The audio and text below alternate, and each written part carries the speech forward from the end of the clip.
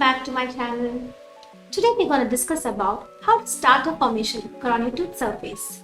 So now what is the tartar? You must have seen the yellowish deposits on your tooth. These are called as tartar by your dentist who is going to advise you to get a cleaning done to get them removed.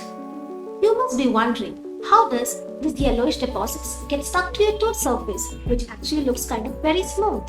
So, this tartar which is present is also called as calculus, and it's nowhere related to the calculus maths that you know. You must have noticed that after brushing your teeth, within few minutes, if you go and check back, you must be feeling that there is some kind of a slimy layer in your mouth on your tooth surfaces. If you have not checked, I would recommend you to just get it checked once, because that layer which is formed on the tooth surface within few minutes after cleaning is called as plaque, and there is a lot of difference between plaque and tartar. So, plaque is just a very thin biofilm which is stuck to your tooth surface, which is like a sticky material, and it's just composed of some bacteria present inside your mouth. Now, what is tartar? When the plaque stays in place for a very long time, it forms tartar. And tartar is a very hard mineralized tissue. So plaque is something which is very thin and easily removable with your toothbrush. So now, over a period of time, when the plaque stays in place, what it does, all the bacteria which are present in the oral cavity attached to this plaque, they will start feeding on whatever food that you give, the sugars, the starch, and also they will start taking out calcium from the saliva. So the saliva in your mouth definitely contains a lot of minerals, and calcium being one of the most commonest one. And what these bacteria does is, they will start leaching out all the calcium and they will start getting adhered to the tooth surface. So once it starts and then it goes on, and finally what happens is there will be a hard structure. As you already know, the calcium present in the bones, in the teeth, everything helps it to get mineralized and make a very strong structure.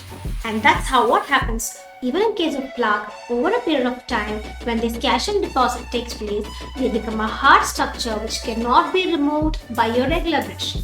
So definitely in that situation, you need to get a cleaning professionally done by a dentist. So now you know that a mineralized form of plaque forms calculus or tartar. And if you don't take care of this, then what happens is, this will get deposited on the surface of the tooth, thereby pressing onto the gums and in turn causing gingivitis or inflammation of the gums, and finally leading to bone loss, which in turn will even cause loosening of your tooth structure. Now don't think that this happens overnight. The bone loss is something which will take a very long time to happen. But if you don't take care, we never realize that this is happening inside your mouth because it does not cause any pain, or there's no symptoms other than, sometimes bleeding. That might be the only symptoms you have for a bad breath. So what happens is, if you don't take care of this and you ignore the situation, you reach a place where if there is something on your tooth surface which is on the top of the gums, you will be able to see it. These deposits do form under the gums as well, which will not be visible to you. So if you get a periodical checkup done with your dentist, only then these things will be noticed. I am sure that most of you must be wondering that you're doing everything to keep your teeth clean. You're brushing twice a day, you're using a floss, maybe you're using a mouthwash. Then why is it that you're getting this? Come on, we are all humans and it's inevitable. Each one of us will definitely have a plaque formation in your mouth immediately within minutes to brushing. And tartar, over a period of time, how much ever you try, see, it's not possible for you to brush after every meal. It's not possible, and sometimes in the night you might be so lazy to do a brushing. And also, if you're doing a brushing, maybe your techniques are wrong, you are not doing it properly, you're just taking some time out of your busy schedule just to do something. So, of course, this happens with each one of us.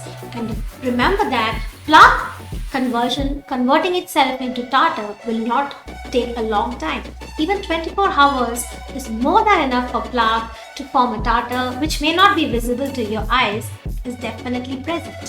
So what is important here is to remember that plaque and tartar are two separate things.